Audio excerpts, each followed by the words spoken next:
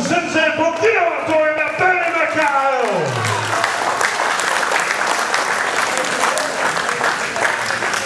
Now Ron, give us your mic, mate, because 2 mics makes 4 people is going to be a bit tricky. All right, Peter and Joe, all right, gentlemen, first of all, Charlie Rickleman, Mr. Rickleman, I tell you mate, 10 years, can you just tell us, did you actually suck that $100 note? How'd you do it mate? How'd you do it? We had a debate before about how we're going to do it, and Lindsay reckons that he's a good sucker, so we all decided that we'll all go for that option. Because old Lindsay didn't get up mate, but he would have wanted a bit of help to get up, so it was a wise decision to leave him at the table. You knew you had the formula. We actually worried about him getting on stage of all of us because we thought the stage would fall down. But ladies and gentlemen, even though we're poking the ball rack to Mr. Can I just say, in the fight for life, he is Wesley Collage's only person in the fight for life who took on the godfather of them all, Mr. Horse Bourneville. And while he didn't win, unlike Stevie McDowell, who broke the Ingatui Gamala, he actually went the distance. Well, Inga didn't go in, did he? He's the only one that's gone the distance with Horse Bourneville. Lindsay Raki, ladies and gentlemen. We must remember, his fight for life, he is the gatekeeper of counties rugby. Went to Uwa High School too. All right, okay. Now, Mr. Alatini, welcome back, mate. I mean, how many provinces? 4 national championship teams, 4 Super 12 provinces, mate. What everybody else? I think Ernie was still playing then, so, and a few other good players were playing that time, so had to find the trade somewhere else. Now, couldn't afford. did you three? Now your career sort of overlap. Obviously, Bernie's the older statesman here tonight. But Bernard, tell me about these 2 blokes, mate, because you had such a good run with Auckland, and obviously Charlie was part of that scene after you left the mantle of Auckland rugby. Both of these guys are my sons.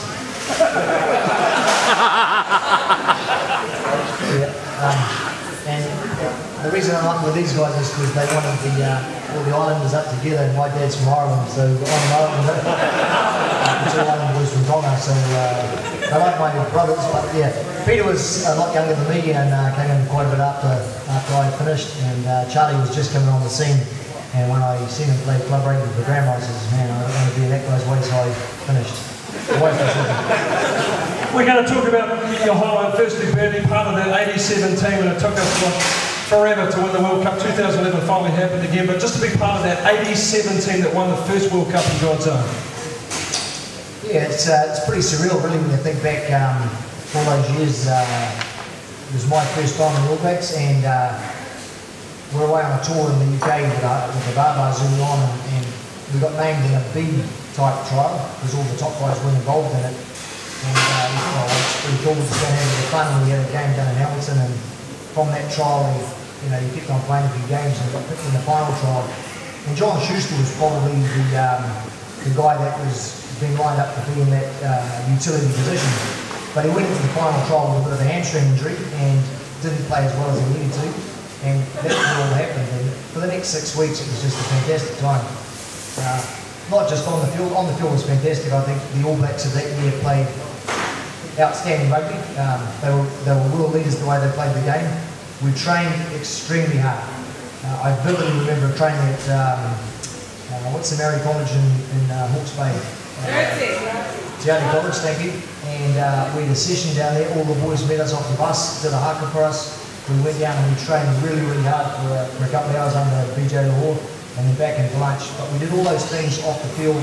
You didn't play any games there. We got into the community. We were down in Akaroa for a couple of days, Puranoa in the bottom of Masterton. So we just had a really good time with the guys. Trained hard, played hard, good bunch of guys, a lot of fun. So that was part of the 87. Do you want me to talk about 91 or we just move on? Can we just briefly talk about 91? Obviously, it just didn't quite happen in the semi-final with Campo and Timmy Horan spinning a trick there. It was a good game, but we outplayed. Before about some of the guys that are getting on a bit, and if I think back with all honesty about that team in 91, we'd been through such a period of winning, and you learn far more from losing than you ever do from winning. And we got used to winning, and they won 50 games on the trot or something like that, and cockiness got into the team, and you look back now, some of the guys should have been dropped before we ever went away, but loyalty was a part of that team, and so we went over there, but the mix just wasn't right. We never really played well. We beat England first game 12-6 and had a bit of a boring battle. Struggled against Italy even though you can beat them by 40. So you know how Paul talks about splinters on his bum? I've got sticks. But what a season, because when you did get on, the All Blacks won every game and drew the last, and that was Zinni's last test as well against the Poms. What is it about Twickers? We just can't win a Twickers when it's the last game of the season. It's funny that tour, we toured Europe at the end of the year and we won all the games, and the last two games I think were the test against England, and we won the first test. And the Poms did a lap of honour as a third. Poms did a lap of honour, and we actually got confused on that.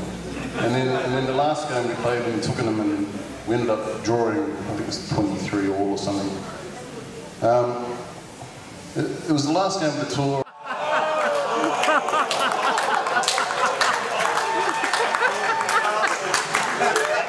Okay, so Bernie's a grass cutter, we've worked that out, all right.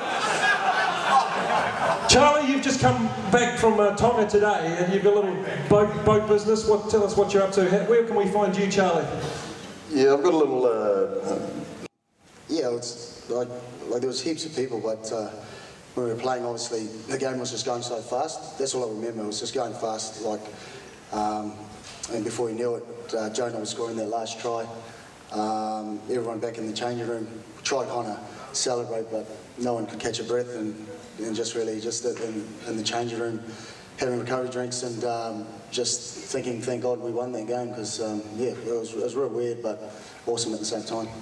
And of course, in 2000, Australia had the Bledisloe, and back in those days it was the best of last minute. So having won that test in the last minute, John Eales won the second test to keep the Bledisloe. What was going through your mind when the ABs are hot on attack, up by 2 points, there's only a minute to go on the clock, the Bledisloe, it's coming home, baby, and then it all went to custard? You know, those years, I think, when they were quite strong, knew how to finish a game, and again, we gave that penalty away, and good old Ealesy, because we were hoping Sterling Mortlock would still take the kicks, but he was terrible that day. But yeah, Ealesy finished it off for them, and yeah, again, we lost that Bledisloe Cup.